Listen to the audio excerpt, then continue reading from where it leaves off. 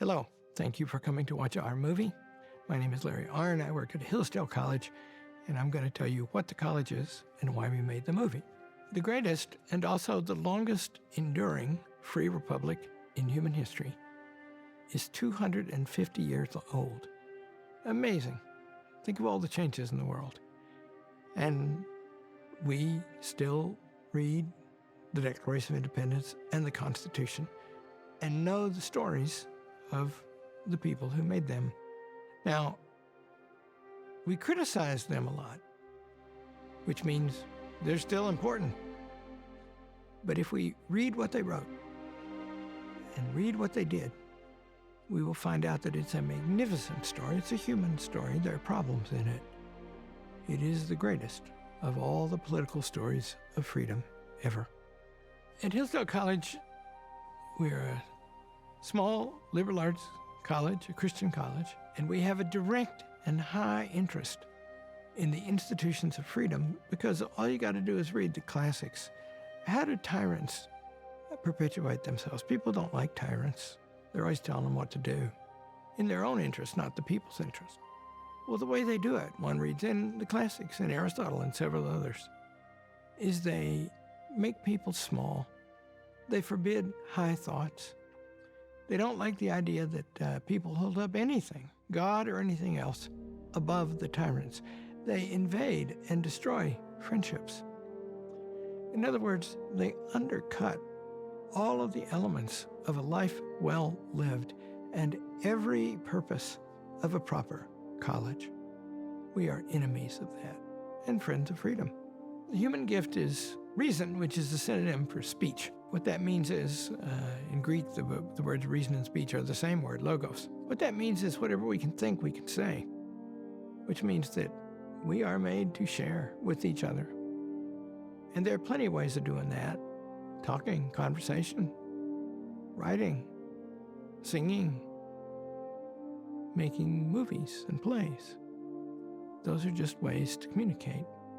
And if you can use all the ways to communicate to teach, then that's wonderful. Amplifies the effect. We very much believe in reading at Hillsdale College. Plays are great. Therefore, movies can be great. All the ways to teach, those are the ways we use.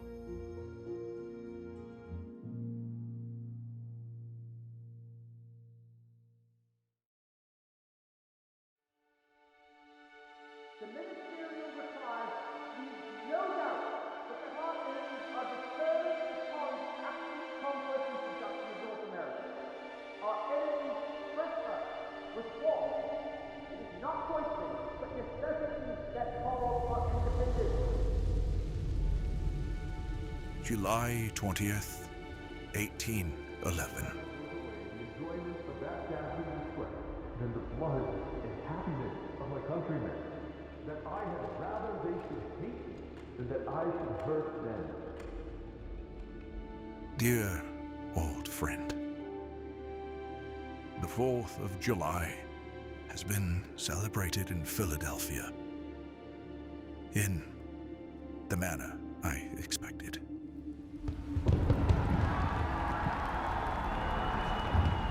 The military men ran away with all the glory of the day.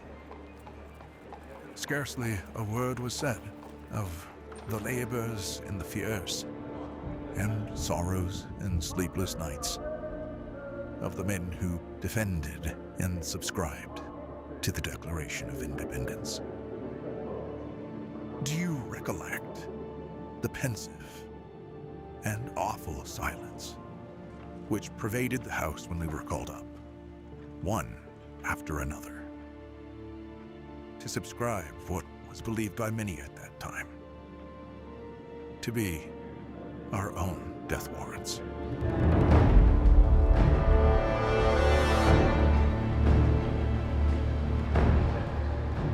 Writing at 65, Benjamin Rush looked out over a bustling Philadelphia, its revolution settled, its currency strengthening, its confidence rising.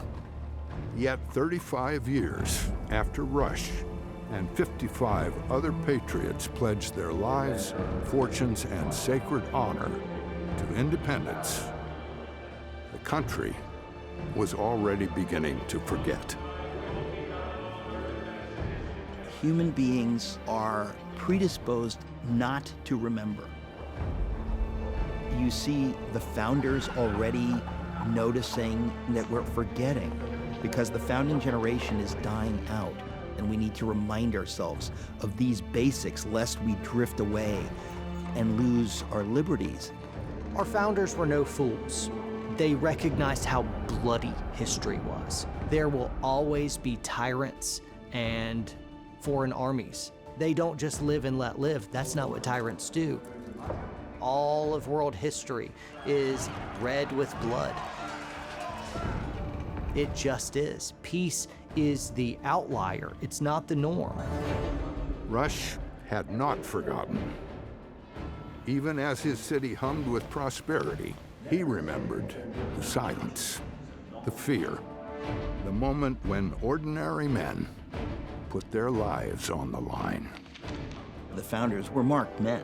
If they could have gotten their hands on Joseph Warren, if they could have gotten their hands on John Hancock or Paul Revere, these were the leaders of a rebellion. They're putting at risk their lives, fortunes, and sacred honor. They would have all been hanged by the British. That's what they're sacrificing. That's what's on the line, is their rights as Englishmen, but what they began to see as their rights as men, right? Their natural rights. The revolutionary soldiers, they had no other choice. This was life or death. The men who signed the Declaration of Independence, they knew that they were either signing the beginning of a new nation or they were signing their own death warrants.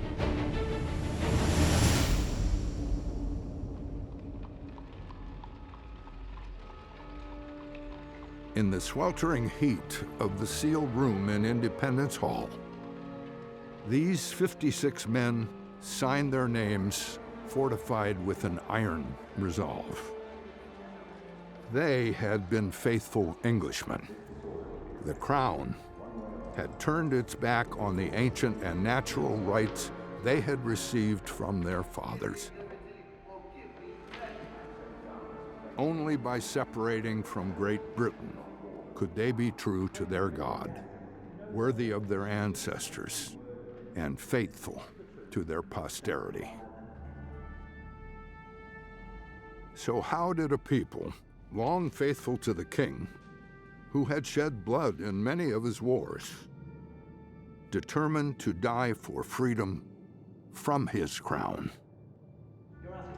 And what kind of a people would risk everything for their principles, knowing that freedom could cost them everything, even their very lives?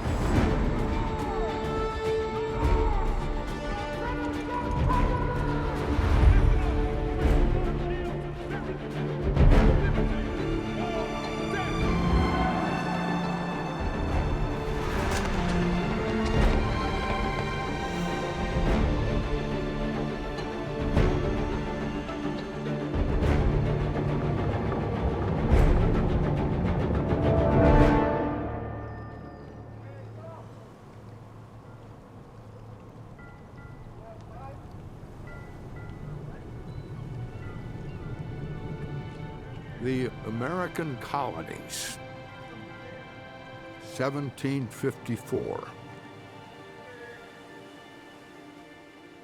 For the prior century and a half, the British Crown had left them largely on their own, less a product of intentional leniency and more due to the immense ocean between the continent and its mother island.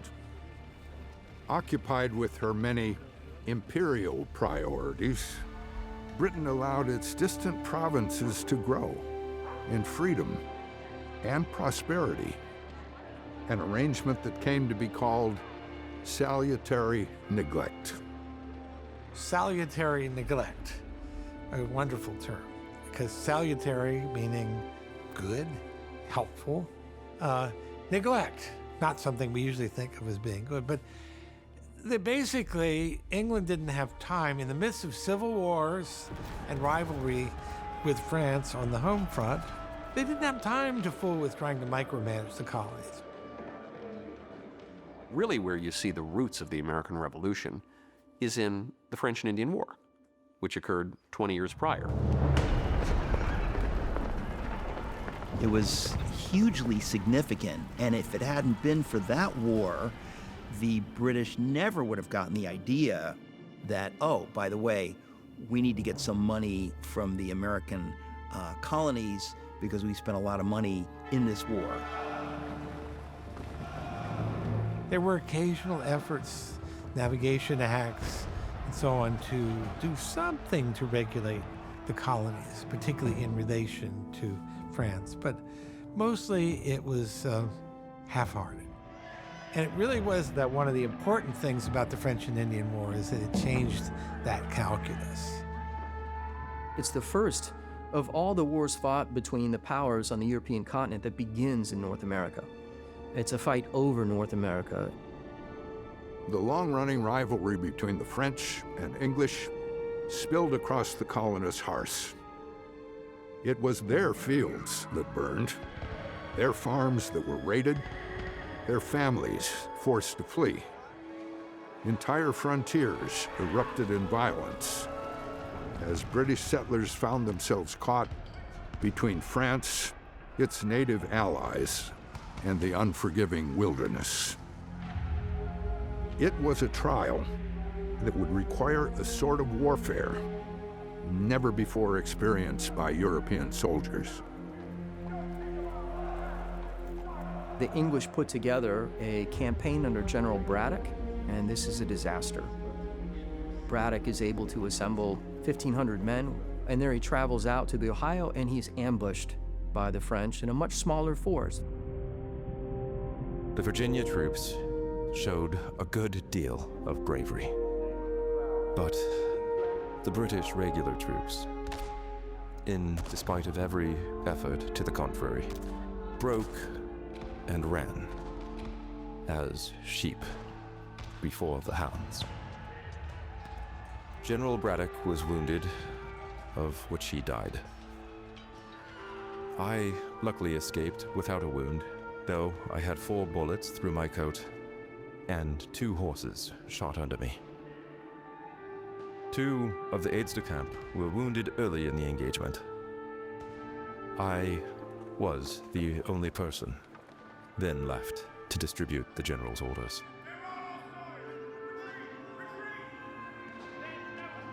This points to the distinction between the continental style and what was called the American style warfare, or the French called petite guerre, or little war.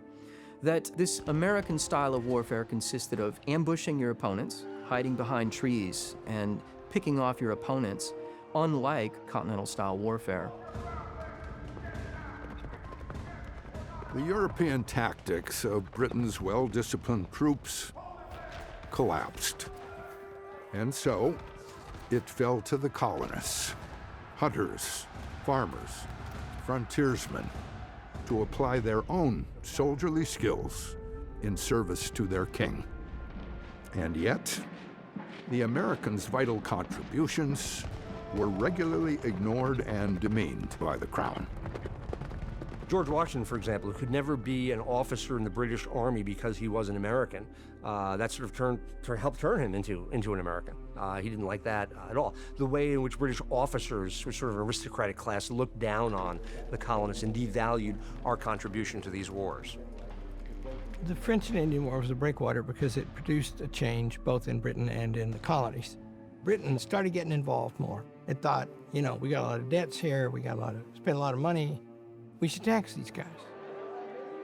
The British think we sacrificed a great deal of wealth and quite a bit of blood in protecting America, and you Americans should contribute more, and you should be more docile too, more manageable. Whereas from the American perspective, America had done more than its fair share.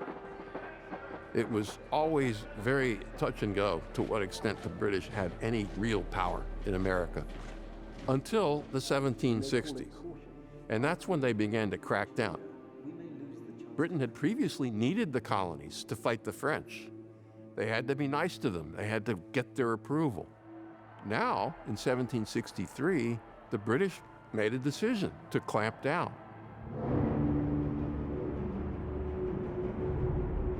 By the end of the French and Indian War, Britain had become the undisputed master of the New World.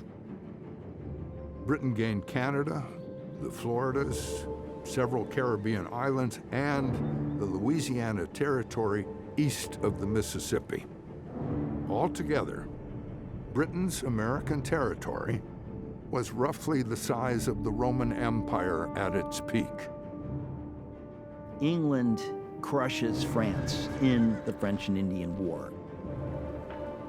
The great empire, the British Empire, becomes the British Empire at this moment. And then they think, oh, now we need to oversee this empire. And by the way, we spent a ton of money. The main issue in the wake of the French and Indian War was that Britain had gone hugely into debt to fight this war. And really, it was a war that it couldn't afford. It was the first, perhaps, in a series of very bad moves by Parliament. Those rulers said, well, you know, we have spent all this money, all this blood and treasure devoted to the independence of these colonists. Shouldn't they have to pay for some of this? Shouldn't they have to pay for their own defense? Isn't there a way? And they're getting so prosperous. They can afford to pay their way. And so, in 1763, with its enemies defeated and its debt towering, Britain made a fateful decision. Instead of loosening its grip on the American colonies, it clamped down. When Parliament really tried to tighten their grip on the Americans, it wouldn't work. The British made the mistake of sending Englishmen over into the New World, and the Englishmen were not going to tolerate that. This turn from neglect to unwarranted control was the spark that would ignite the quarrel between Britain and her American subjects. Hear ye, a royal proclamation of the King, October 7th, 1763. Whereas we have taken into our royal consideration the extensive and valuable acquisitions in America, that our loving subjects should be informed of our paternal care, we have given express power in direction of the governors of our said colonies, respectively, that they shall summon and call general assemblies within said governments, in such manner and form as is used and direct in those colonies and provinces in America, which are under our immediate government. In many ways, the colonial Americans had it pretty good. They were richer per capita than the British were, and I think the British view was, well, you have all of these material advantages, even over us, and we're going to make you pay for it a little bit. Didn't matter. That's not the point. Beyond finances, even deeper issues loomed. Britain suddenly found herself ruling vast new territories, lands that had long lived under the absolute monarchies of the French and Spanish.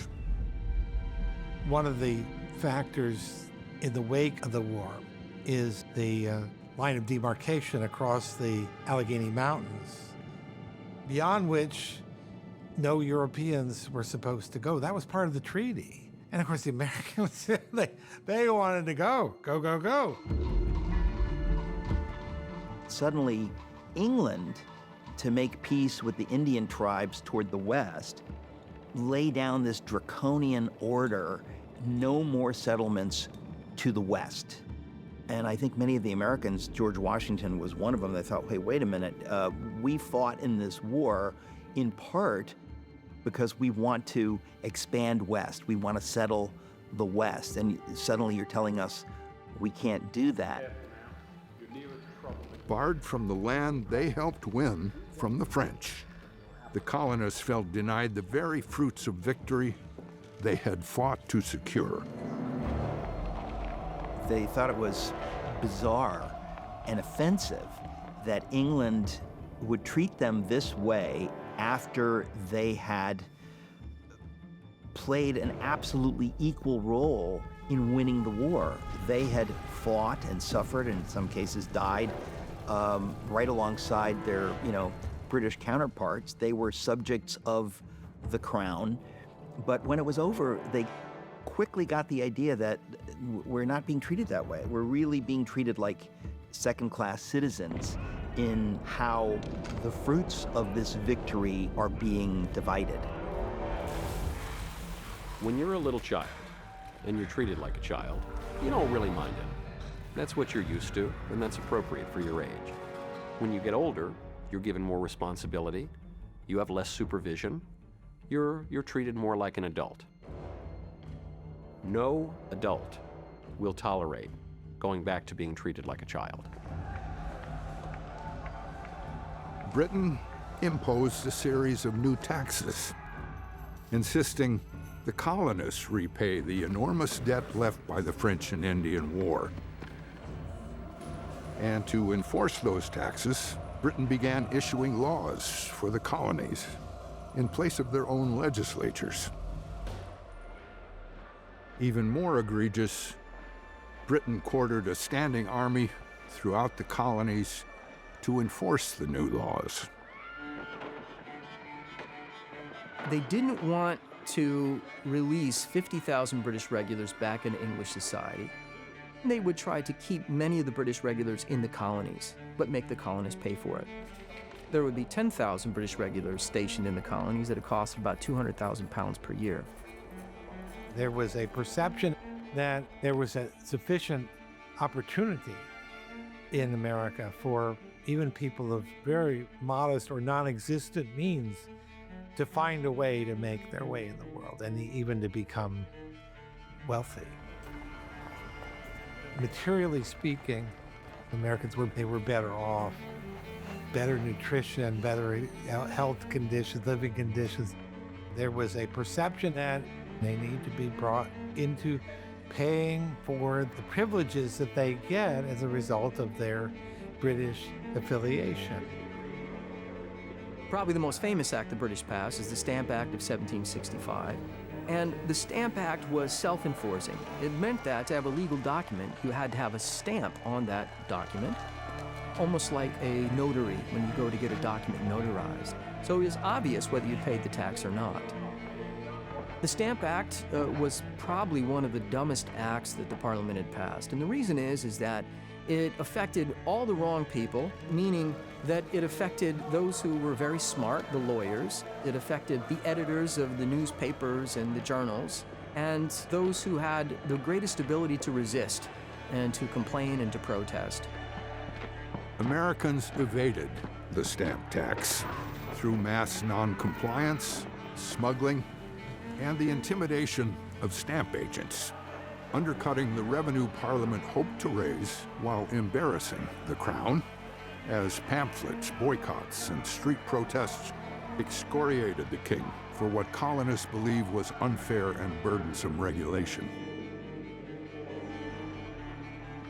The Americans' reaction forced Parliament to repeal it within a year in 1766. But Parliament said, we're not repealing the Stamp Act because you have any rights. We can govern you in all cases whatsoever. They said the king in Parliament is sovereign, and we can make any decisions that we want for you just for reasons of convenience and expediency. We're repealing the Stamp Act. Parliament's mad. They sort of have to back down, but they're unhappy. They declare in what's called the Declaratory Act that we have the right to govern you in all cases whatsoever without your consent. But probably the most odious part of it for Americans was because the English didn't trust American juries, we'll put these cases under the authority of admiralty courts. So basically sort of military law, naval military law. That's how these will be judged, because colonial juries were not going to go after people for smuggling. Order, order! That the said colonies and plantations in America have been, are, and of right ought to be subordinate unto and dependent upon the imperial crown and parliament of Great Britain, in that the King's Majesty ought to have full power and authority to make laws and statutes of sufficient force and validity to bind the colonies and people of America, subjects of the Crown of Great Britain, in all cases whatsoever. With the Declaratory Act in March 1766, Parliament stripped away any pretense of a partnership and spelled out a new reality. The colonies did not govern themselves. They were subjects. Colonial assemblies existed only at the king's pleasure and could be overridden or dissolved at any moment, while Parliament claimed the right to tax them, legislate for them, and control their property and livelihoods without consent. Taxes are about money. No! Taxes are about a form of government. Taxes are about the relationship between the individual and the local community and the state. Taxes, and the way that taxes are levied, specifically, tell you a lot about how the Crown viewed the colonists, how Parliament viewed the colonists, and how the colonists viewed themselves. And there was a fundamental and increasing disagreement there. That will lead men to war. One of the incidents that occurs as a result of this is the Boston Massacre. The Boston Massacre is a huge moment. It happens in March 5th, 1770. It's winter in Boston. The Boston Massacre, very famously, is where British regulars fire on many of those who were unemployed, who were throwing rocks, ice balls, frozen with oysters in them at the British regulars, and they fire. By having troops in Boston in the late 1760s, they've created an awful atmosphere, and at some point you know something's going to happen. These were not like American heroes. They were really rabble-rousers, and they provoked these soldiers. A club is thrown, it hits some soldier in the head, he falls down, he gets up, and suddenly fires his gun, and it's like an avalanche. The Boston Massacre was presented by Paul Revere as an intentional massacre. One of the etchings that he made was of the British regulars landing in Boston, very much looking like an occupation of the city. The bloodshed on the streets of Boston threatened to unleash a frenzy of anti-British fervor and further strained the bonds of compact between king and colony. It demanded national attention. This was not okay, and we were going to have a trial and get to the bottom of it. They weren't apathetic in making sure that their rights weren't being trampled on. In the midst of the uproar, one man stood into the breach to reassert the rule of law through a courageous insistence on due process. John Adams.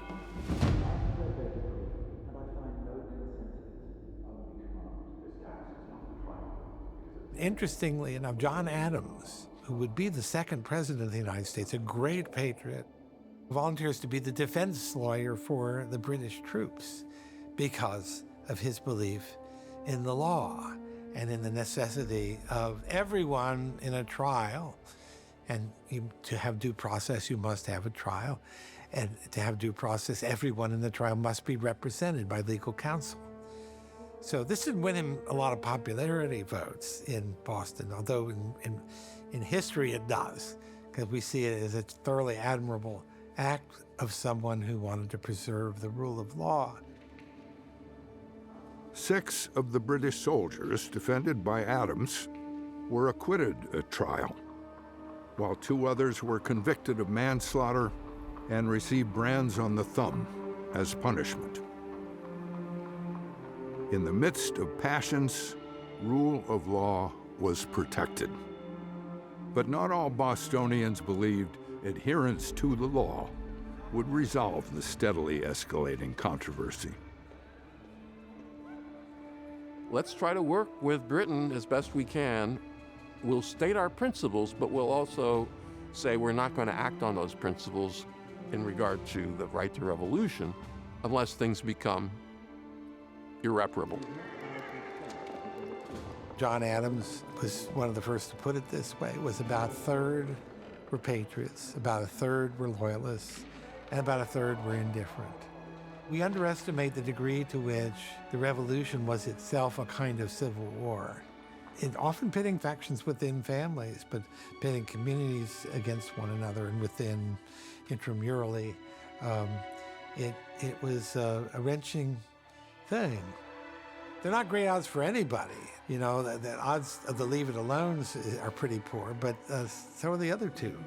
So the patriots had to do a better job of rousing the public and selling them on the virtues of the revolution. And the loyalists, a lot of them left. They were badly treated. And the Sons of Liberty didn't just ask people to participate in the boycott. If they found out that you weren't participating in a boycott, it was not improbable that they would trash your store and smear feces all over your walls. They might beat you up. It leads to the rise of certain men like Samuel Adams. In the taverns, workshops, and crowded alleys of the port city, John Adams' cousin, Samuel, rose to prominence. And he believed the moment demanded bold action. Samuel Adams was a very important player in colonial Boston because he was able to command the presence of those who were thought of as the toughs and unify them with the colonial leaders. Samuel Adams was much more comfortable with the street riots and the street demonstrations. The fact of the matter is that there is that dance with how radical will we be. Between these cousins lay the tension that now defined the colonies themselves. How far to push? How fast to act? How fiercely to resist? Loyalists called for obedience. Patriots deliberated on how best to resist. And many felt caught in the middle. But across the ocean, Parliament was preparing a law that would make a neutral stance almost impossible. A law that would ignite every smoldering grievance into a firestorm. The 1773 Tea Act. After the Boston Massacre, I think the British thought, whoa, we need to back off a little bit, like people have been killed, so we're gonna take our troops out, we're gonna tone it down. But they can't help themselves. The British, they have a problem, and it stems from corruption. The problem is that the East India Company, because of a banking crisis and some other things, they're in danger of bankruptcy.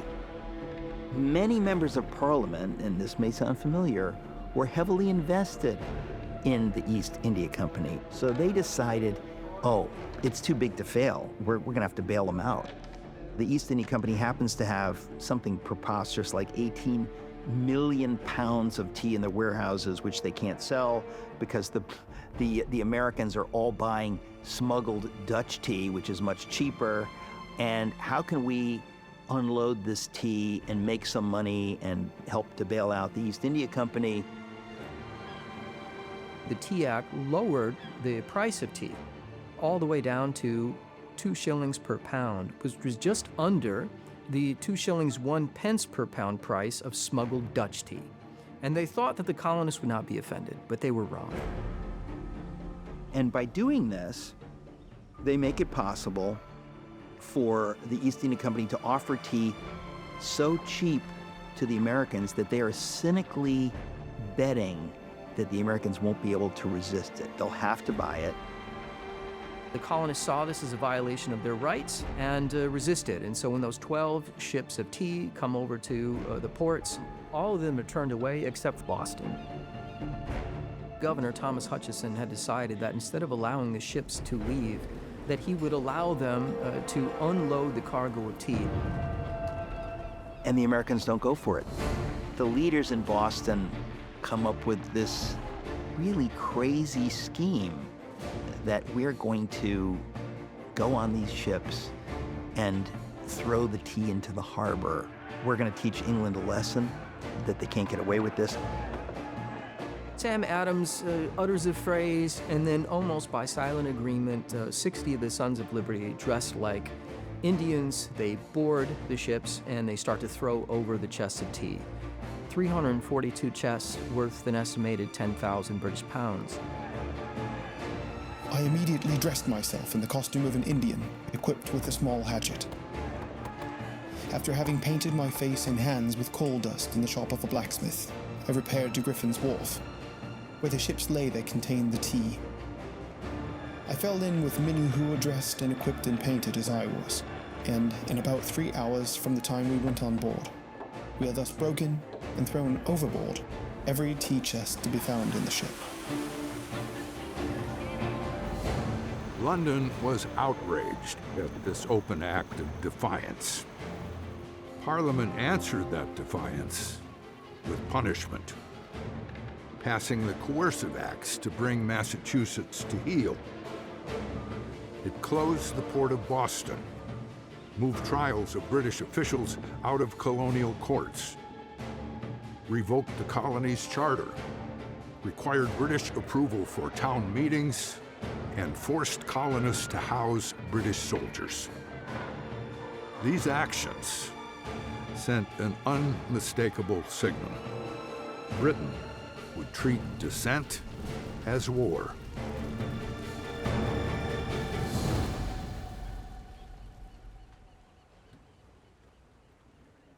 In the coercive acts, they shut down the port of Boston, the lifeblood of that colony.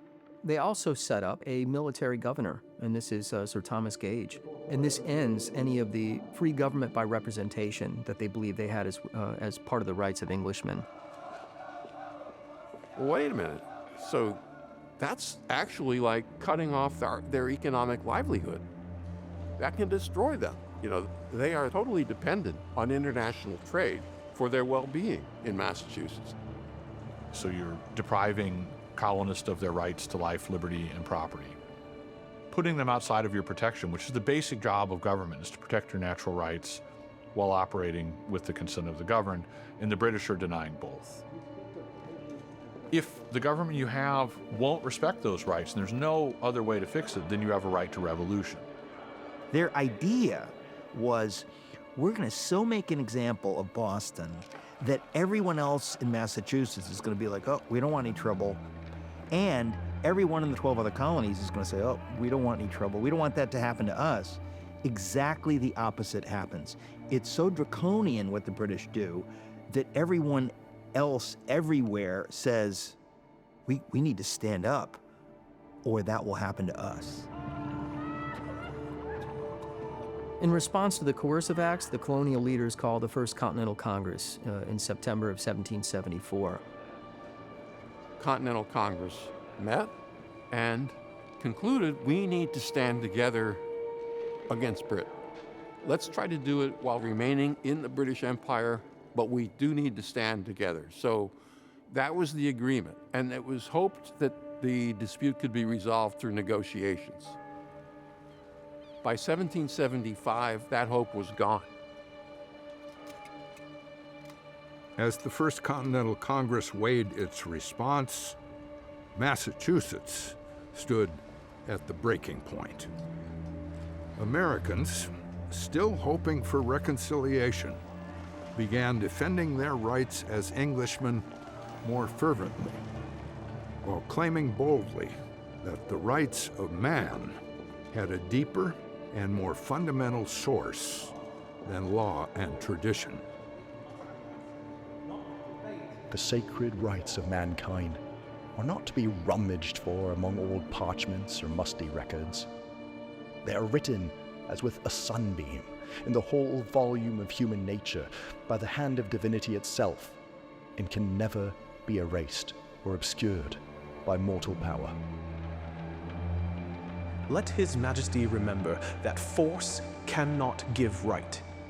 that these are our grievances which we have thus laid before His Majesty with that freedom of language and sentiment which becomes a free people claiming their rights as derived from the laws of nature and not as the gift of their chief magistrate.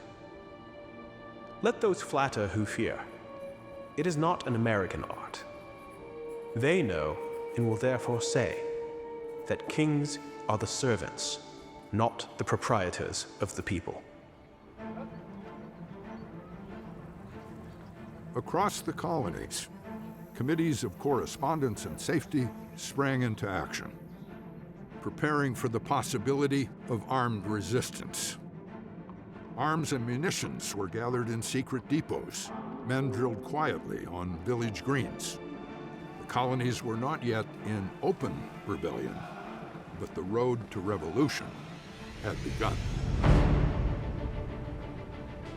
In April of 1775, the king lets it be known, like, listen, I want some real action. I want you to arrest the ringleaders. I want you to arrest Samuel Adams. I want you to arrest John Hancock. We've got to crush this. We want you to confiscate the gunpowder. It's over. So they send troops into the countryside, and it's just this epical moment in the history of the world. The shot heard round the world.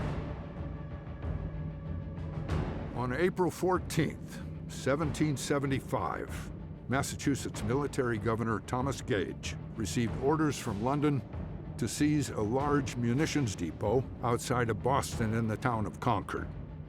He attempted to organize his troops in secret over the next few days, but the colonists proved more vigilant than he anticipated. In order to render the colonists unable to mount any opposition to British aggression, General Gage had ordered Major Pitcairn to look and find colonial arsenals that were rumored to be stored at Concord and Lexington. And so very famously, the British leave, one if by land, two if by sea. They leave the long 20-mile march to go to these colonial cities. And that's where Paul Revere's ride becomes famous. To arms! The regulars are coming! Paul Revere rides with William Dawes and Samuel Prescott so that they can ride all around the Massachusetts countryside to warn the Minutemen. Americans need to be brought in line. Gage would have to strike at the heart of the rebel movement and cripple it with quick, clean blows, preferably with as little bloodshed as possible. But it didn't quite work out that way. It was a disaster at sin. Gage's orders were meant to be secret. They weren't. Boston was a furnace of rumor and coded signals. And at the center of its patriot network stood men trained for this moment. Silversmith Paul Revere rode north. William Dawes, a Boston tanner, pushed west to warn Adams and Hancock, and Samuel Prescott, a young physician, rode straight for Concord. The riders slipped down side paths behind stone walls and sprinted their horses through narrow country lanes, barely avoiding capture. And then, at a lonely crossroads, the entire mission nearly collapsed. I observed a wood at a small distance and made for that. When I got there, out started 6 officers on horseback and ordered me to dismount. One of them clapped his pistol to my head and told me if I did not give him true answers, he would blow my brains out.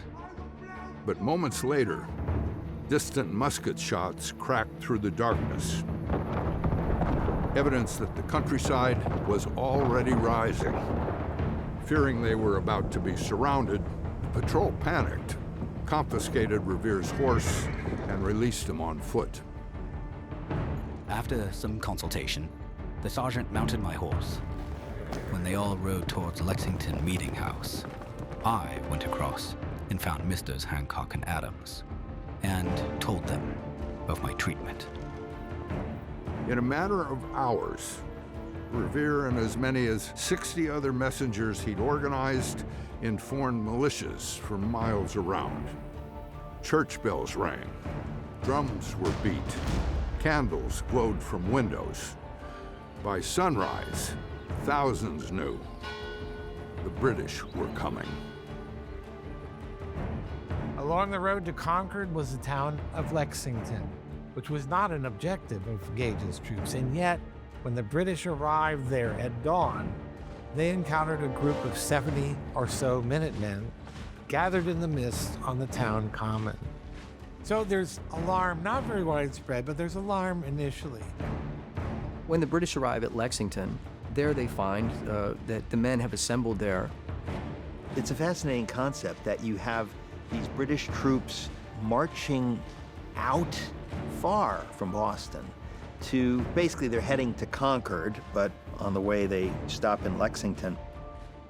And you have the militia, which has been preparing. The network of the Patriots is amazing. They have been practicing, and they've been waiting for this moment, basically.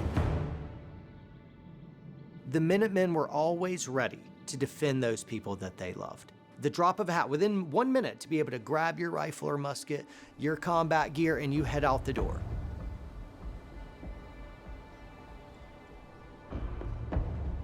Dawn broke cold and pale over Lexington.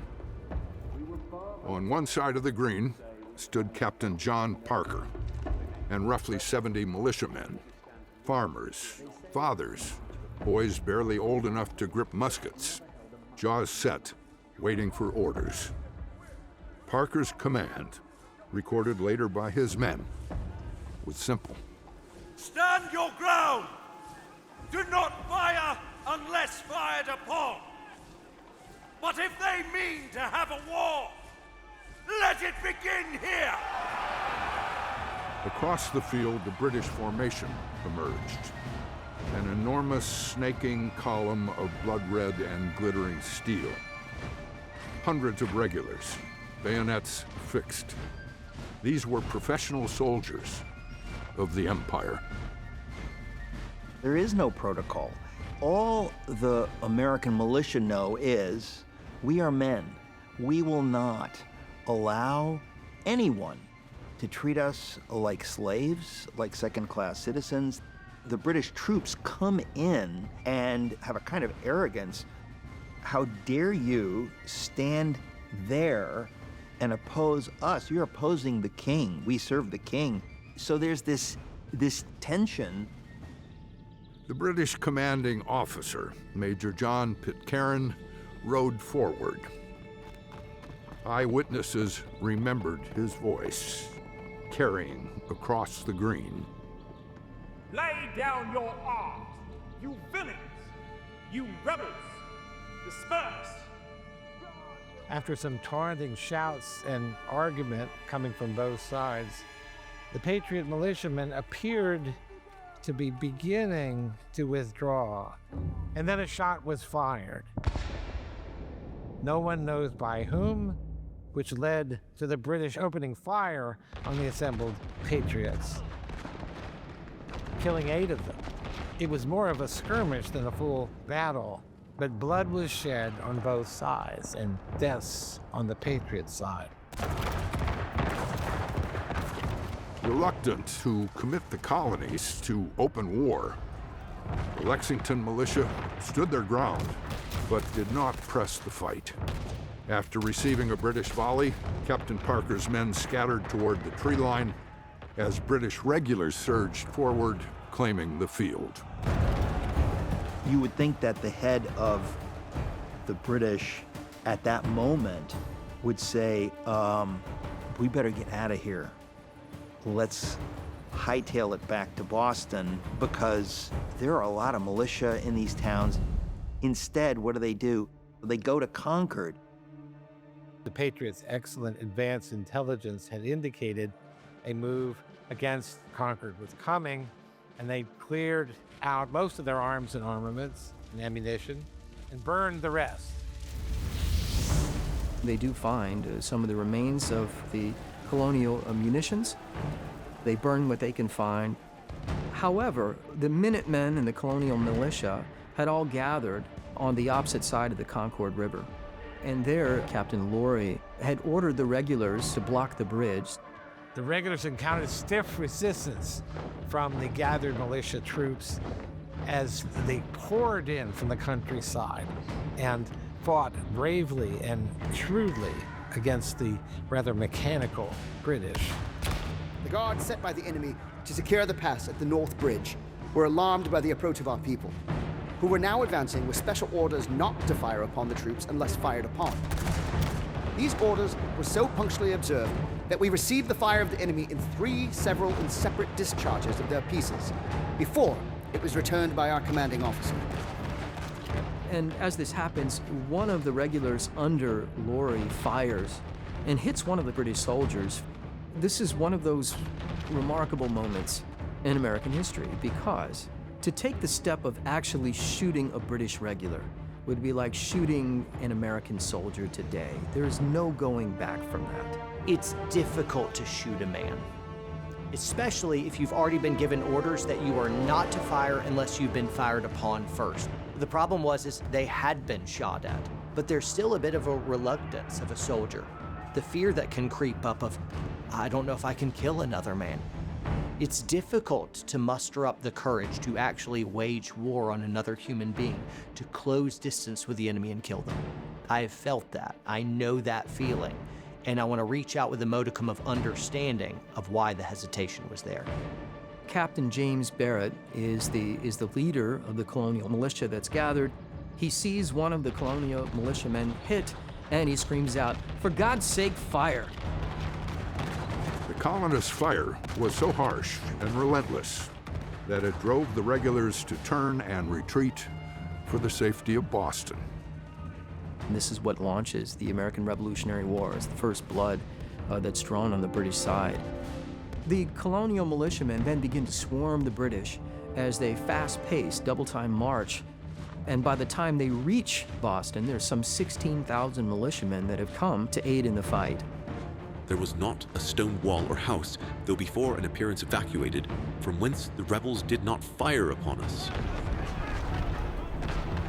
In this manner, we retired for 15 miles under an incessant fire all around us, till we arrived at Charlestown between 7 and 8 in the evening, very much fatigued with a march of above 30 miles and having expended almost all our ammunition.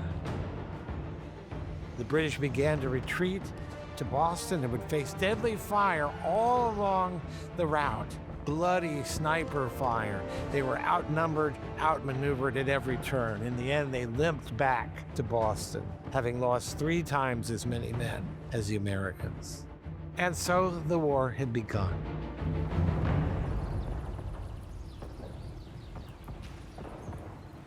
It's just an extraordinary moment that these common farmers and laborers said, we have rights and we have guns and we will protect our rights. We will not allow you to treat us in this way. We are not slaves, we are free men.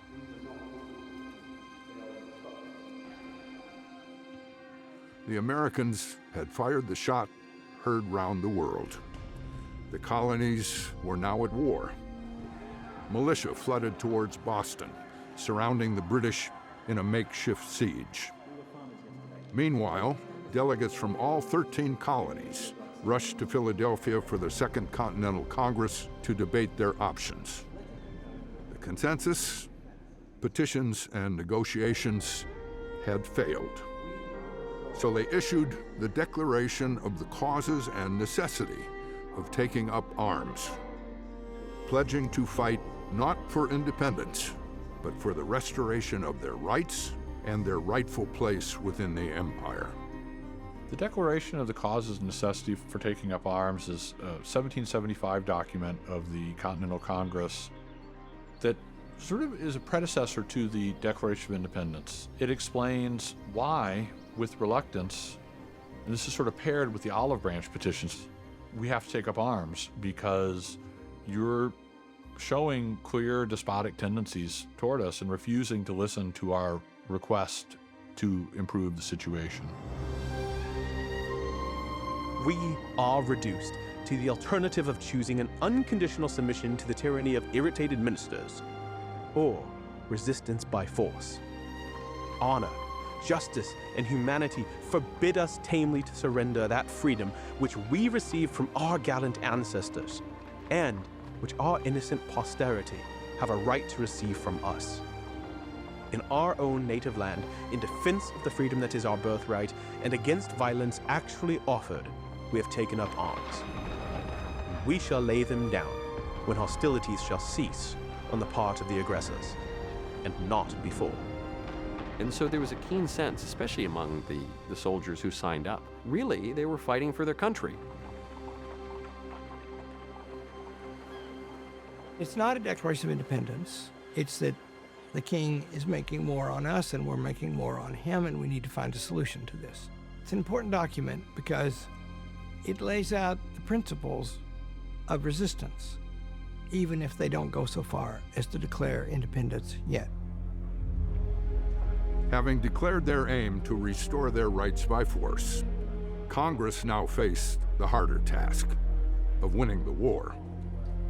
New England militias were brave, but scattered, so Congress created a Continental Army and placed it under the command of a tall Virginian who had not sought the role, but arrived in uniform nonetheless, George Washington.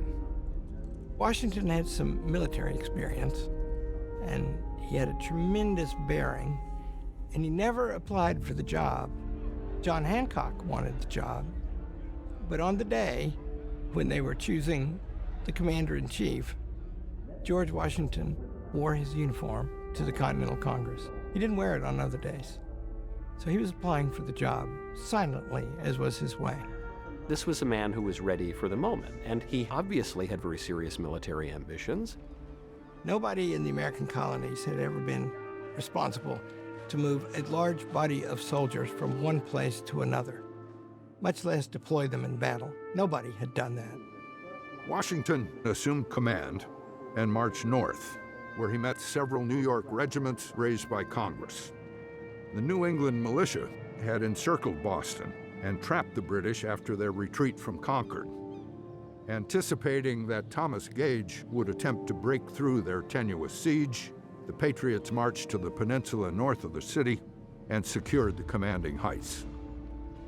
When the colonists had surrounded Boston, under the cover of darkness, they dug fortification on Breed's Hill. The British in the southern peninsula see the colonists doing this in the wee morning hours. They fire from one of the ships that's in the bay, ineffective, and so they order the assault on what we now know as the Battle of Bunker Hill. The enemy appeared to be much alarmed on Saturday morning when they discovered our operations and immediately began a heavy cannonade from the ships in the harbor. We, with little loss, continued to carry on our works till 1, when we discovered a large body of the enemy crossing Charles River from Boston. As the enemy approached, our men were not only exposed to the attack of a very numerous musketry, but to the heavy fire of the battery on Copp's Hill. Notwithstanding, we sustained the enemy's attacks with great bravery and resolution, and repulsed them several times, and, after bearing for about 2 hours as severe and heavy a fire as perhaps was ever known, and having fired away all our ammunition, and having no reinforcement, we were overpowered by numbers, and obliged to leave. As the British march up towards the colonists, they don't expect them to be able to hold their fire. They don't expect them to be able to fight nobly. They had actually built a breastwork, and very famously the order was, don't fire until you see the whites of their eyes. The British march up the hill twice. The Americans fire. It's very effective. It's only on the third attempt at the hill they're able to take it because the colonists had run out of ammunition. So this was seen as being a great heroic defense because of the number of British casualties and proving that the colonists could actually stand and fight against the British regulars. The American colonists did not have great uniforms, they didn't have great guns, they had barely any gunpowder. However, as a general rule, you don't want to pick a fight with a people who have been living in the woods with wild animals and even wilder natives for 150 years. You will receive an account of some successes against the rebels, but attended with a long list of killed and wounded on our side. These people show a spirit and conduct against us they never showed against the French. And everybody is judged of them from their formed appearance and behavior when joined with the King's forces in the last war, which has led many into great mistakes. They are now spirited up by a rage and enthusiasm, as great as ever a people were possessed of. The Battle of Bunker Hill lasted barely 2 hours on June 17, 1775. And though the British ultimately took the heights on their third assault after the Americans had run out of ammunition, the staggering cost of victory proved that colonial militias could stand against the Royal Army. British forces suffered about 1,054 casualties. Continental forces, roughly 450. Over the next year, Washington forged the Continental Army in the crucible of the Siege of Boston, the failed invasion of Canada, and the opening clashes around New York. The British are hemmed in on the southern peninsula in Boston, and it's only Henry Knox who's able to drag 58 mortars and cannon from Fort Ticonderoga across the frozen plain to put them up in the Dorchester Heights, overlooking the city of Boston, that require them, or that force them to surrender, to make a truce. And so they leave, they abandon the city of Boston. The great fat Henry Knox, a great American, went up and got the cannon from Fort Ticonderoga and brought them in the winter over icy roads down to Boston. They got cannon on the hills, and then the British got to leave. That's the first battle of the American Revolution, and we won.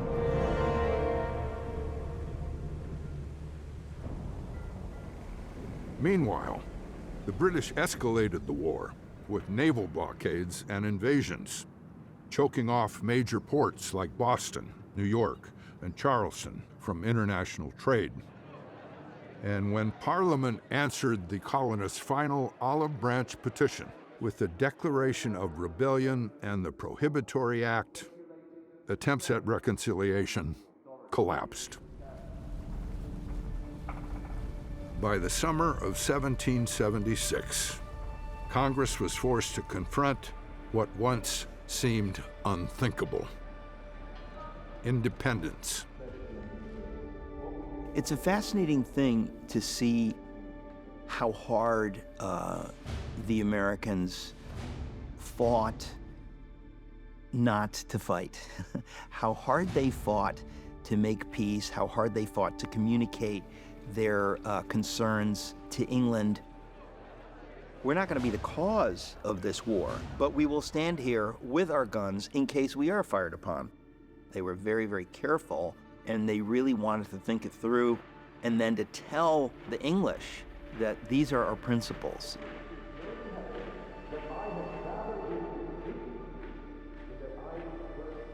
There's a great deal of reluctance on the part of even some of the patriots like John Dickinson, who was a very strong patriot. He did not sign the Declaration of Independence and has kind of gotten very badly treated subsequently. He doesn't deserve it at all because he actually fought for the country in the Revolution. But it's one thing to be very annoyed and put out. It's another thing to sort of declare yourself to be completely separate. The Second Continental Congress had been meeting in Philadelphia since May 1775, with delegates from all 13 colonies already acting as an emergency national government. But in June 1776, after months of war, Richard Henry Lee of Virginia formally introduced a resolution that the colonies are, and of right ought to be, free and independent states. With war, it's not choices, but necessities that call for independence. The debate was fierce. Some colonial delegates were ready, others still hesitated, hoping such a declaration could be avoided. It's very tempting to say, oh, it was all inevitable, and to paint these figures as though they're mythic founders of some ancient polity. What's strange about our founding is that it was so recent that we have a lot of documents, and we have a lot of accounts. There were so many moments when all could have been lost. So it required men of sound judgment who took seriously the threats, the tyranny that could come from a distant king, and the tyranny that can come from the mob, to balance all of those threats and to pursue a middle course that would lead to security and prosperity and advance the common good. By early July, a majority of colonies had concluded that independence was necessary. Congress had appointed Thomas Jefferson to begin drafting a formal declaration, while it sought to ensure that the document operated upon the common consent of all its colonies. These are real men. They have real differing views. There were all sorts of other men in the Continental Congress whose names no one even really remembers. But there's a harmony to it. There's a sense that they were supposed to go together, that these things turn out as they will.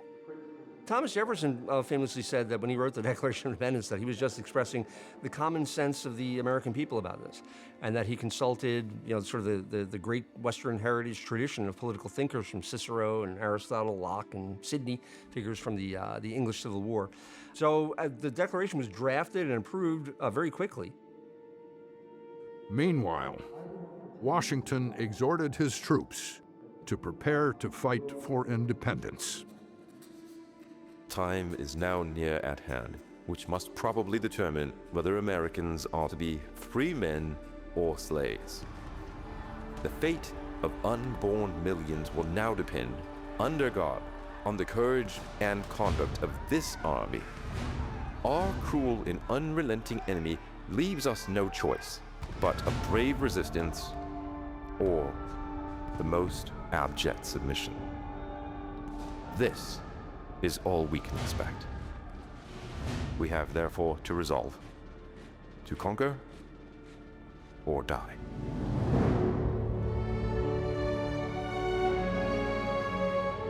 On July 2nd, Congress voted for independence. And on July 4th, 1776, after 2 days of careful revision of Jefferson's text, Congress approved the Declaration of Independence, turning a war for rights into a war for nationhood. The unanimous declaration of the 13 United States of America. When, in the course of human events, it becomes necessary for one people to dissolve the political bands which have connected them with another, and to assume among the powers of the earth the separate and equal station to which the laws of nature and nature's God entitled them. A decent respect to the opinions of mankind requires that they should declare the causes which impel them to the separation. There is an obsession among the founders and the framers with creating a kind of government that is in accord with nature and with nature's God. People will tell you the goal was to cast off tyranny. Sure. The goal was to assert our natural rights. Yeah, sure. The precise goal of the revolution was to effect their safety and happiness. We hold these truths to be self-evident. That all men are created equal. That they are endowed by their Creator with certain unalienable rights. That among these are life, liberty, and the pursuit of happiness.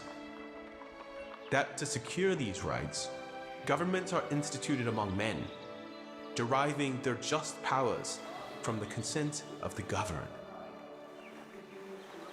This is a people who had the opportunity for the first time in human history to create a society built on the principle that all men are created equal.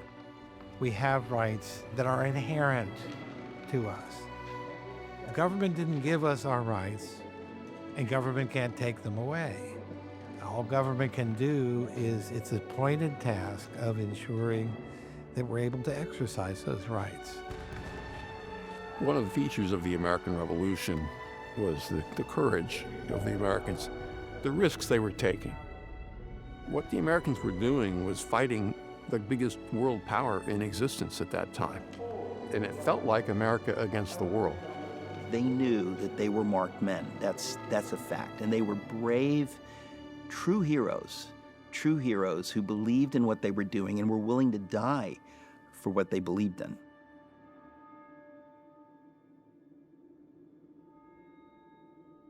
The 56 men gathered in Independence Hall understood exactly what they were doing.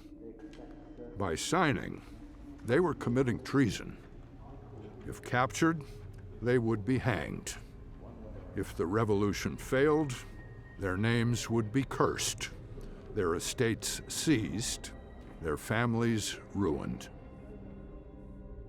The silence and gloom of the morning were interrupted only for a moment by Colonel Harrison of Virginia, who said to Mr. Gary at the table, "I shall have a great advantage over you, Mr. Gary, when we are all hung for what we are now doing. From the size and weight of my body, I shall die in a few minutes. But from the lightness of your body, you will dance in the air an hour or two before you are dead." The Declaration is a statement, but it's not self-executing. It's a statement of rights, but those rights have to be fought for. Putting principles to paper and declaring it to the world doesn't mean that those principles will be carried out in action, that it required sacrifice and war. The war had already raged for more than a year and would continue for 7 more. The Declaration of Independence provided a clear objective and fortified the Patriots' resolve. Lexington, Concord, and Bunker Hill proved that the Americans could mount effective resistance given favorable circumstances. But by the fall, the might of the British military and the inexperience of the Patriots at large-scale supply allocation brought the Americans within days of disintegration. Washington had to have the fortitude to not engage the British. And that's a hard thing to do. You're going to be accused of being a coward. But Washington knew that, and so he would delay it. He was very selective about his engagements with the British because he knew he couldn't afford a massive loss if he were to preserve the Continental Army at the outset. Mostly, by the way, George Washington lost his battles. The British were much better. And he had never, no American had ever moved a big body of troops around or knew how to feed them or anything else. Throughout Manhattan and the Battle of Long Island, Washington is defeated. He's outmaneuvered. Probably one of the most heroic events of the war was at the Battle of Long Island. And that's where William Alexander, Lord Sterling, he leads the 1st Maryland Regiment to protect the escape of Washington's army. They have to throw themselves. This is about 300 men. They have to throw themselves at the British regulars, some 2,500 men, and they sustained 70% killed in action. There was never enough food. They almost never had meat. When they weren't passing out from heat stroke, they were freezing to death. We are now in a truly forlorn condition. No clothing, no provisions, and as disheartened as need be, and saw no likelihood of any betterment of our condition. Had the enemy, strong and well provided as he then was, thought fit to pursue us, our poor emaciated carcasses must have strewed the plain.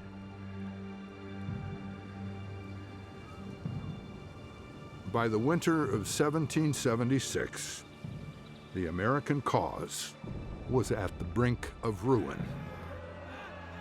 The British crushed the Continental Army in New York, drove Washington into New Jersey, and seemed poised to end the rebellion in a single campaign. General Howe is complacent and overconfident, and General Howe has decided, you know what, it's over. Washington's, he's basically dead. So we're going to go to our winter encampment and we'll kind of mop this up in the spring. As Christmas neared, General Howe withdrew to New York, confident the coup de grace could wait until spring. He left a Hessian garrison at Trenton to guard the Delaware, certain no one would dare cross the icy river in midwinter. Washington has another idea. What if we were to do a bold stroke, something that they would never expect and that would be devastating to their morale and spectacular for our morale? So he makes the decision to cross the Delaware to attack the Hessians in Trenton. Washington has to organize that campaign because he needs a victory to sustain morale, and he has to send his soldiers into battle before their conscription is up. His plan involves three forces. You know, one is going to go down this way and cross over here and march up. The other one is going to go right across, straight across to Trenton. But Washington and his largest force, 2,400 men, we're going to go way, way up. We're going to cross the Delaware and then have to march 9 miles down to Trenton. We're going to start as soon as it gets dark, and we will be at Trenton to surprise them at dawn. Washington and his men set out on Christmas night, December 25th, 1776. Ice-choked waters, driving snow, and exhaustion slowed the crossing, and the army didn't reach Trenton until well after dawn on December 26th. They attacked anyway. There would be no second chance. If the gamble failed, the revolution would be over. They catch the Hessians completely by surprise. They kill 100, they take 900 prisoner. The only 2 Americans that are killed, they die on the march there, some of them literally leaving a trail of blood in the snow. Washington then, instead of retreating, he attacks the garrison that's at Princeton, which was also unexpected. Some 300 were there. So this was seen as a kind of masterful tactic on the part of Washington and a moral victory that he achieves. It's not that the Battle of Trenton was some humongous battle in terms of sheer numbers, but the fact that people had been losing confidence in the war effort and the auspicious timing, Christmas Day and the day after Christmas Day, and the fact that these American colonials were able to shock and rout the Hessian troops, that injected a great deal of enthusiasm and hope into the army. Washington didn't stop at Trenton. Just 8 days later, with British forces closing in, he struck again, marching on Princeton to keep the enemy off balance. He decides he has to go to Princeton because he hears that the British are routing the Americans. And he gets there, and the Americans are fleeing. And he walks his horse through the fleeing Americans. He doesn't look left or right. And he walks toward the British, and they're lined up, and they're going through the orders to fire. He's got his sword, he's pointing, and he gives this order to fire, and sure enough, they have formed up behind him. And he's covered in smoke, and this adjutant covers his face. He says he can't bear to see George Washington shot dead between these lines. And smoke clears, and George Washington is sitting exactly the same position on his horse, walking toward the British. And they turned around and ran from him. And everybody saw that, see? Trenton and Princeton revived the revolution when its cause seemed near collapse. But over the next year, the war swung violently between victory and disaster. At Brandywine, the British outmaneuvered Washington, leading to Philadelphia's capture. At Germantown, a bold American surprise attack dissolved into fog and confusion, forcing a retreat and costing nearly 1,000 men. Then, in October 1777, Saratoga reversed the tide. Horatio Gates surrounded Burgoyne's army, and on October 17th, compelled the surrender of more than 5,000 British troops. But as American tides seemed to turn, a brutal winter closed in.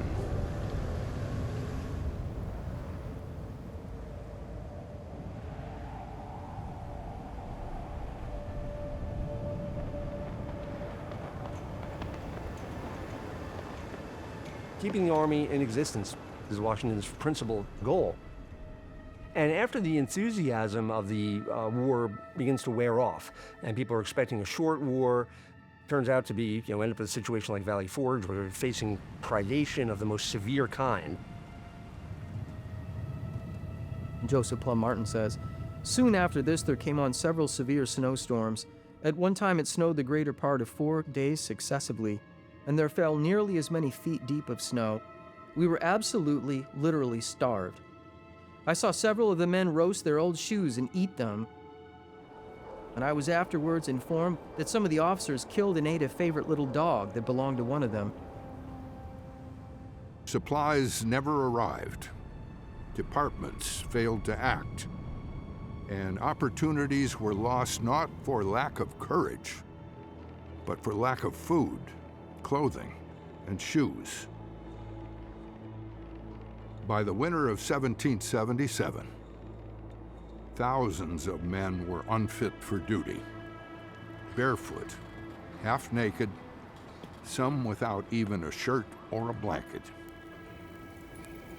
The American soldiers in the Revolutionary Army think that they, in particular, are making the sacrifices and bearing the burdens of this war, and that people who are comfortable behind the lines, who aren't facing the kind of privation of Valley Forge, this did threaten to drive a wedge between the people and the army that would be very dangerous for Republican government.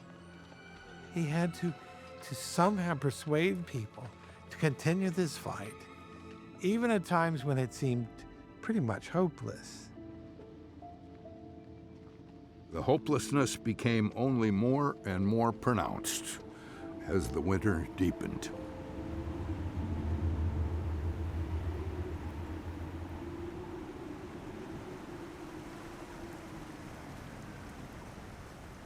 December 22nd.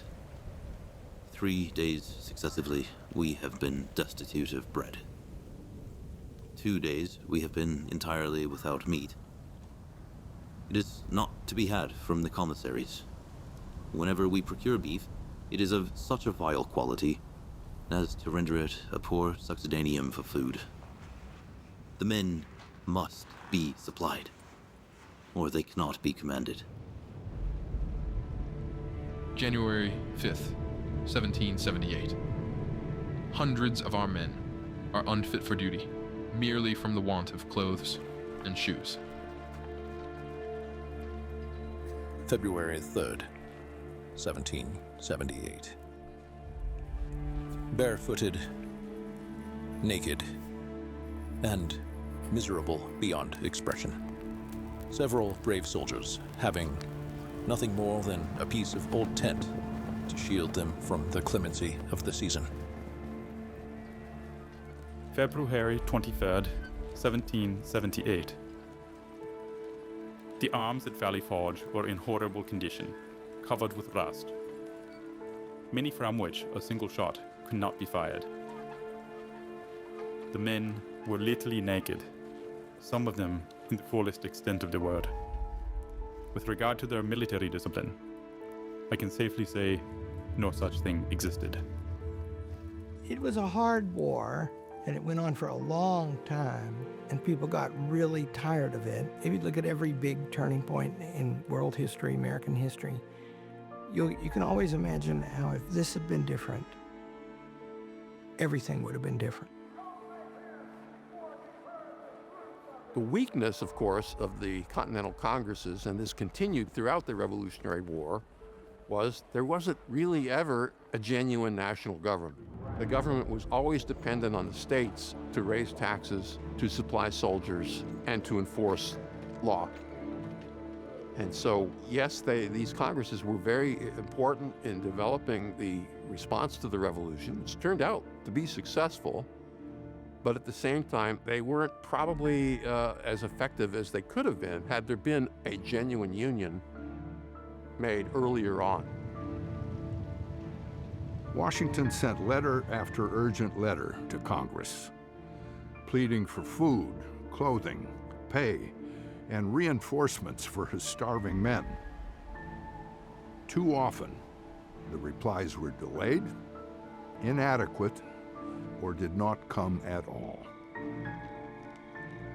Sir, as I was in my representation of matters in the commissary's department yesterday, fresh and more powerful reasons oblige me to add that I am now convinced, beyond a doubt, that unless some great and capital change suddenly takes place in that line, this army must inevitably be reduced to one or other of these three things: starve, dissolve, or disperse in order to obtain subsistence in the best manner they can. When we think of George Washington in particular, he was a man of tremendous principle. George Washington risks everything, absolutely everything. But he, like many of them, believed in the cause. This is God's idea. This is genuinely a sacred cause in history. And if I invest in that, even if I lose, I win, because it's the right thing. By February 1778, Washington feared for the survival of the Patriot cause. But across the Atlantic, in candlelit courts and ministerial chambers, Europe was watching closely. Months earlier, in the fall of 1777, the American victory at Saratoga had captured French attention. The victory at Saratoga is probably most important of all because that's what makes the French realize that there's a chance here. We've declared independence, and now it was actually shown that we can keep an army in the field and win a victory. That victory at Saratoga would secure the kind of aid that he needed from France. The French had an empire in North America, and they were still licking their wounds from that, the loss of it, and so they were eager to get back at the English, the British. So the French come in as our ally at that point, and that's really turns the American Revolution, the Revolutionary War, into another global conflict, where the powers that Britain had defeated in those previous wars take their revenge. In February 1778, France formally recognized the United States and entered the war.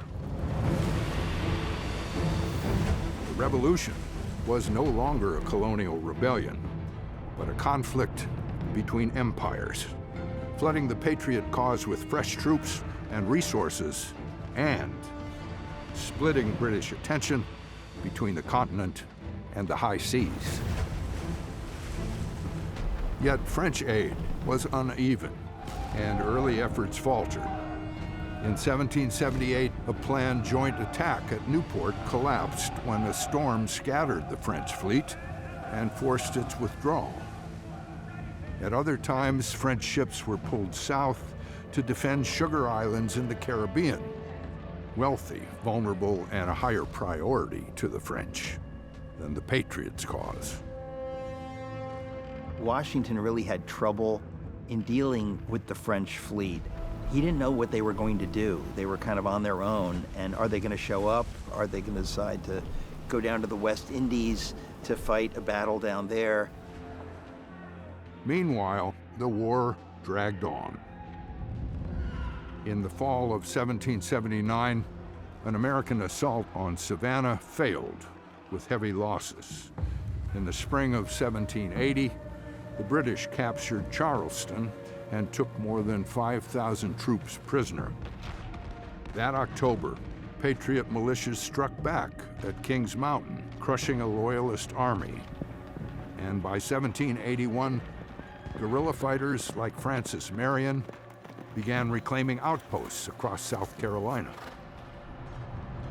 The conflict also spread west, where George Rogers Clark captured Fort Vincennes in 1779, and brutal frontier fighting, fueled by British incitement of natives, gave rise to figures like Daniel Boone who became legendary for defending settlers on the western edges of the nation.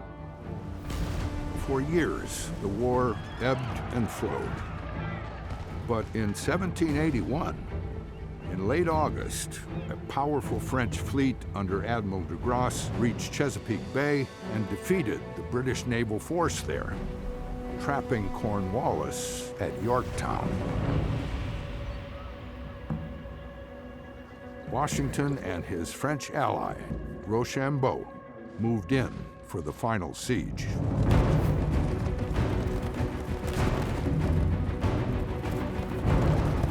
George Washington sees his chance.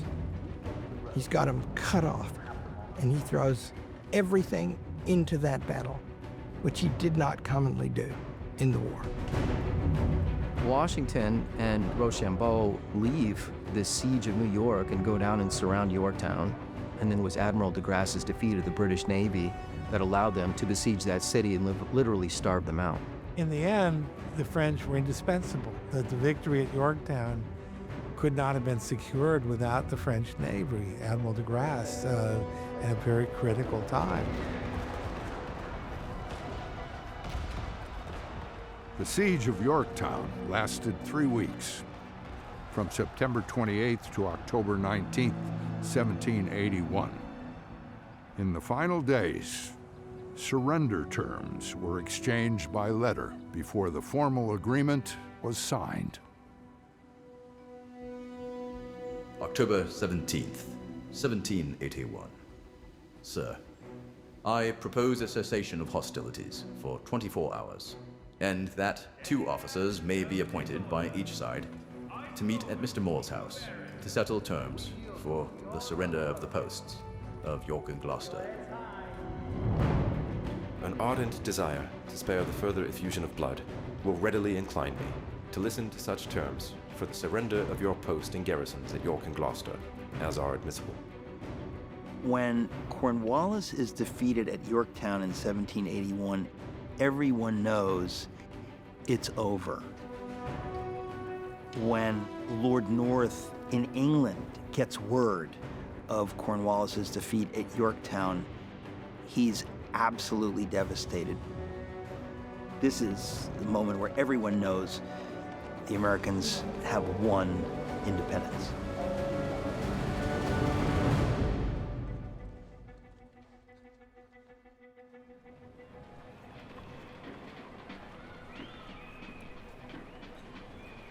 Yorktown ended the fighting in earnest, but it did not bring peace.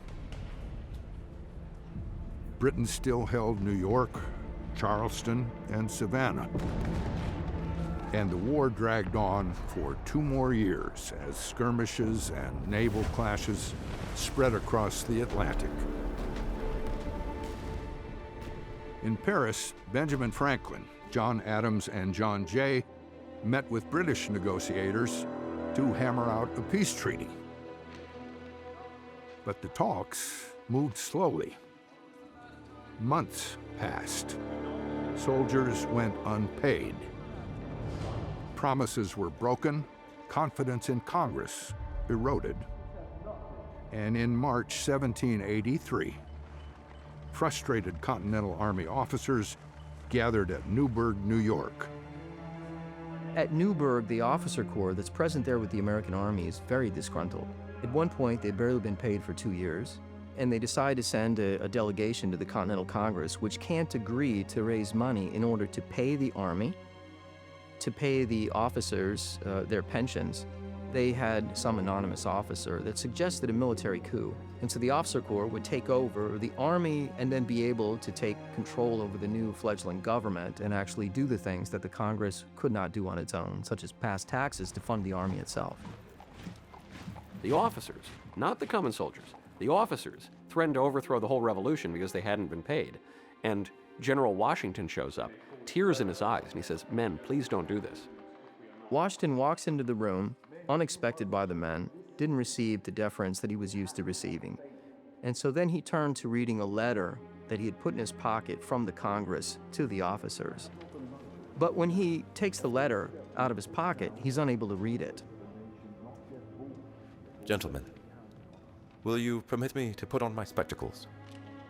For I have not only grown gray, but almost blind in the service of my country. And when he does this, many of the men realize that Washington had given up his youth and that Washington had made similar sacrifices and struggles that they themselves had made. At Newburgh, Washington's appeal steadied the army and preserved the revolution one final time. The officers would hold fast until peace was secured. And on September 3rd, 1783, the waiting finally ended. In Paris, England formally recognized the United States as an independent nation. The war was over. After the Treaty of Paris, which in one way, it's a huge relief. We won, and the revolution was successful in that way. But there's a lot of looming questions. Victory at Yorktown, disbanding the army at Newburgh, the Treaty of Paris. We did it, right, guys? And now everyone lived happily ever after. Not quite, because now you have a country to build. And you are massively in debt. If the future wasn't certain during the war, and the future wasn't certain before the war, the future was probably even less certain after the war was concluded. What do we do now?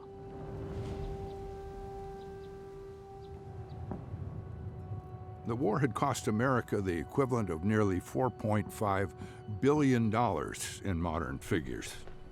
And the debt crisis was only compounded by massive inflation, caused by both Congress and the individual states printing more paper currency. The economy was in terrible shape.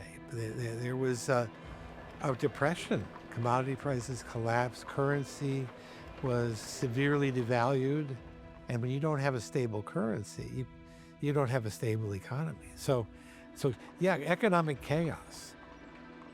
By 1783, it required 167 continental dollars to purchase one Spanish dollar. And so you have those who are selling goods refusing to take continental dollars because they know their devaluation and what amounted to a hyperinflation. It's not just the continental dollars, the states are also printing their own paper money. So individual states issue some $250 million in currency. Notoriously, Rhode Island was intentionally hyperinflating its currency on the part of the farmers so that they would pay their creditors back with devalued bills. The financial strain after the war nearly broke many Americans, but it fell hardest on ordinary farmers, many of them unpaid veterans, whose crushing debts and heavy taxes set the stage for a 6-month uprising across Massachusetts. Massachusetts had to deal with Shays' Rebellion itself. One of the things that it showed was the inability of the other states to help a state like Massachusetts when you have an insurrection like that. Daniel Shays was a captain in the Continental Army. He leads this army of some 2,000 of these farmers to march in the arsenal at Springfield to show the inefficacy of the federal government. Under the Articles of Confederation, the states had no reliable way to respond to crisis. No money, no unity, no power to act. And the nation's weakness was not only internal. Despite the peace treaty, Britain still refused to abandon its frontier forts. This leads into the April 1787 Constitutional Convention. Because of Shays' Rebellion, the state leaders from all the states attend in Philadelphia. They had attended with the idea of amending the Articles of Confederation, and in reality, they would displace them. There are material imperfections in our national system, and something is necessary to be done to rescue us from impending anarchy. We have reached almost the last stage of national humiliation. There's scarcely anything that can wound the pride or degrade the character of an independent people which we do not experience. We have neither troops, nor treasury, nor government. They tried the Articles of Confederation, and it was a mess. Couldn't pay the bills. States messing up, every kind of problem. British occupying American soil that they've agreed by treaty is American soil. Couldn't get them off. So you got to have a mechanism so that government can be strong and accountable and do the continuing and constant work of governing, which is what's required. And so you need a form. You need a constitution. The Constitutional Convention went far beyond what it was authorized to do by coming up with a new constitution. And the justification for that, which I believe is correct, but which is contentious, is that they were right to do it because it did have to be ratified by the people. It wasn't just going to be imposed. And the government we had was not fulfilling its basic function of securing our rights and our independence. You can't come away from that without thinking even more highly of the framers. They have an extraordinary combination of theoretical brilliance and practical statesmanship. The Constitutional Convention and the ratification debates together are a kind of seminar on democratic governance and how you institutionalize ways to avoid those pitfalls. To paraphrase Madison, men are never going to be angels. And it's amazing how often present-day problems were anticipated. The Constitutional Convention lasted 4 intense months, from May to September 1787. And after another year of fierce public debate, the new Constitution was ratified in June 1788, binding the states into a stronger union and bringing the American Revolution to its final, defining conclusion. Franklin is leaving Independence Hall. It's 100 days they've been in there, and Mrs. Powell of Philadelphia, who is a famous society woman of that time, says, "Dr. Franklin, what have you given us, a monarchy or a republic?" And he quips, "A republic, madam, if you can keep it." Franklin knew what we have created cannot work by itself. The Constitution doesn't do anything. It's a dead piece of paper. We, the people, have to keep the republic. We have to live this out.